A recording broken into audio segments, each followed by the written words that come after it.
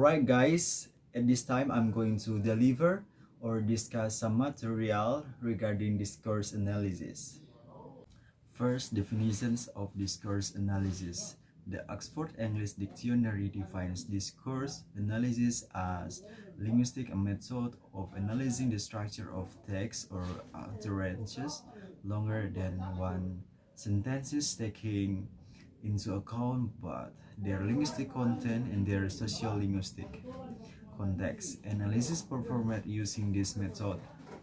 There is a problem, however, not with the wording of these definitions, but with the concept itself, which implies that language can have a fixed meaning. As the very ethos for discourse analysis is that language and discourse in the sense of speech communications is not fixed immutable reality, but one that is molded by social context and can in turn build up a picture of the world which is unique to the author of the discourse.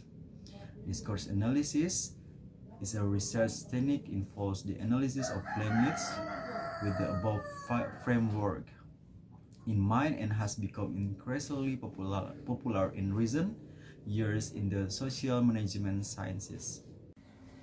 Second, types of discourse.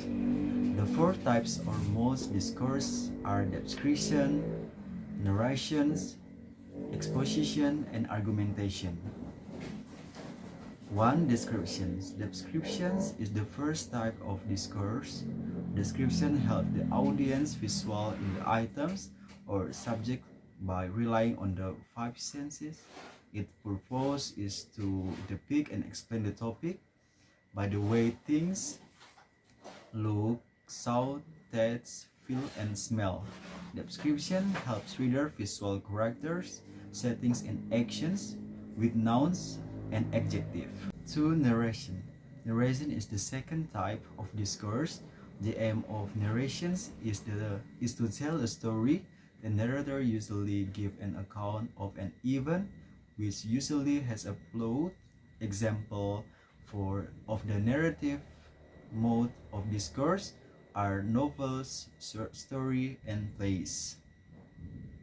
3. Exposition. Expositions is the third type of discourse. Exposition is used to convey background information to the audience in a relatively neutral way. In most cases, it doesn't use emotion and it doesn't aim to persuade. Example of discourse explores are definitions and comparative analysis. What is more, exposure serves an umbrella term for most, such as exemplification or illustrations. The speakers or writer use examples to illustrate their point. Cause or effect. The speakers or writer creates reasons, causes, and outcomes, effects. Comparison or contrast. The speaker or writer examines the similarities and the differences between two or more items. Definitions. The speaker or writer explains a term, often using example to emphasize their point. Problem or solutions. The speakers or writer draws attention to a particular issue or issues and offers ways in which it can be resolved or solutions. 4. Argumentation. Argumentation is the fourth type of discourse. The aim of argumentation is to persuade and convince the audience of an idea or a statement.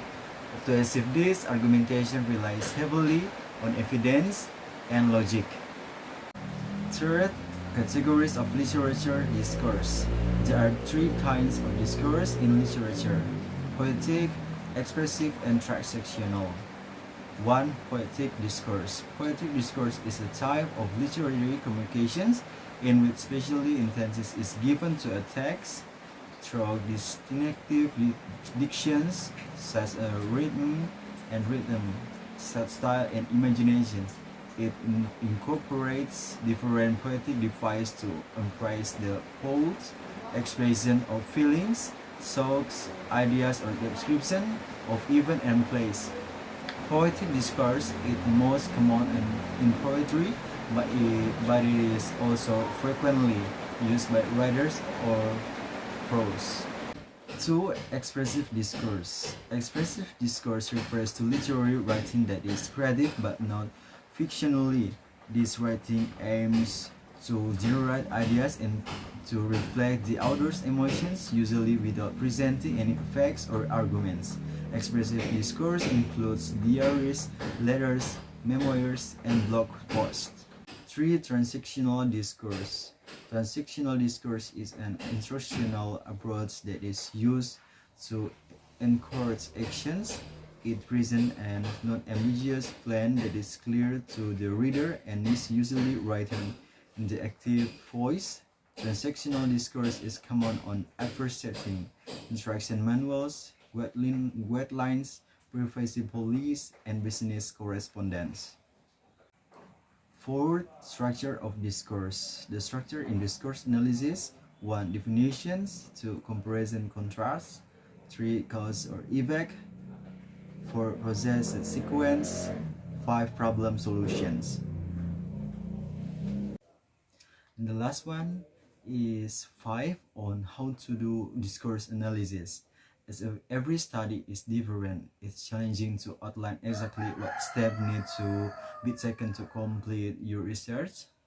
However, the following step can be used as a guideline if you choose to adopt discourse analysis for your research.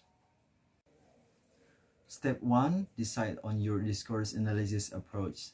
The first step of the process is to decide on which approach you will take in terms.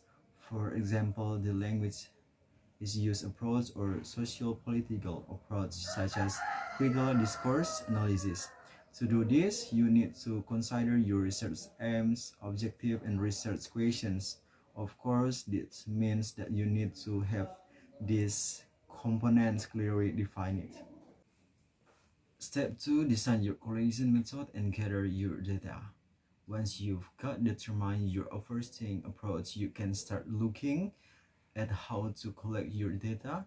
Data is discourse analysis. It's drawn from different forms of talk and text, which means that it can consist of interviews, intergraphies, discussions, case studies, blog posts. Step 3. Investigate the context. A key part of discourse analysis is context and understanding meaning in the context.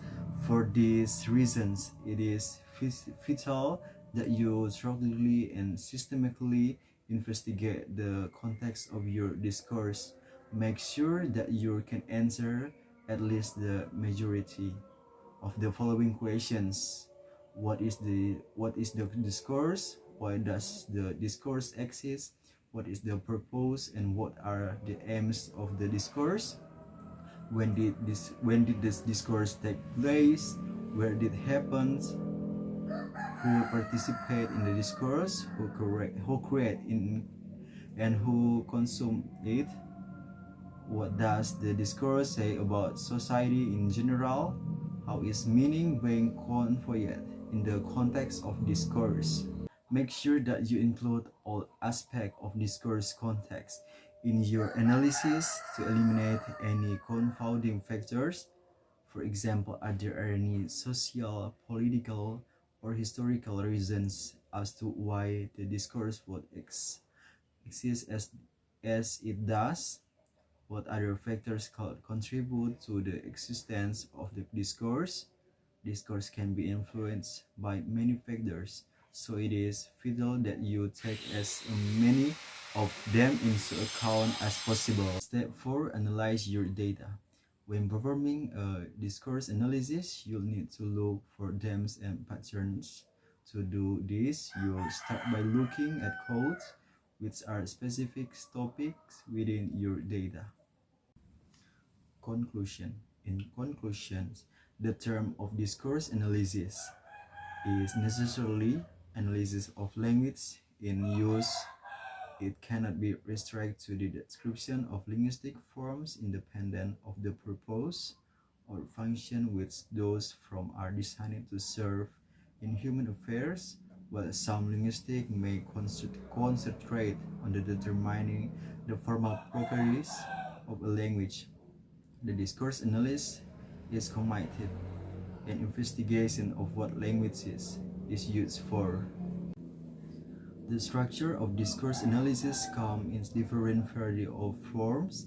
This indicates that readers should acknowledge the importance of awareness, especially when analyzing things. The structure in discourse analysis comes with several strategies. With a graphic organizers model, include definitions, comparison to contrast, cause and effect, process or sequence, and problem to solutions. The strategies may differ in some discourse analysis. So being a good reader and having awareness of discourse analysis structure are the key to receive and achieve to certain information in text. And we study about discourse analysis, we must know type of discourse, categories of literary discourse, structure of discourse, and how to do discourse analysis. The structure of discourse analysis comes in different variety of forms. This indicates that readers should acknowledge the importance of awareness, especially when analyzing things. The structure in discourse analysis comes with several strategies. With a graphic organizers model, include definitions, comparison to contrast, cause and effect, process or sequence, and problem to solutions. The strategies may differ in some discourse analysis. So being a good reader and having awareness of discourse analysis structure are the key to receive and achieve to certain information in text. And we study about discourse analysis, we must know type of discourse, categories of literary discourse, structure of discourse, and how to do discourse analysis. That is all I can say from some material that I have and study. If there is any lag or surplus, I apologize. Thank you.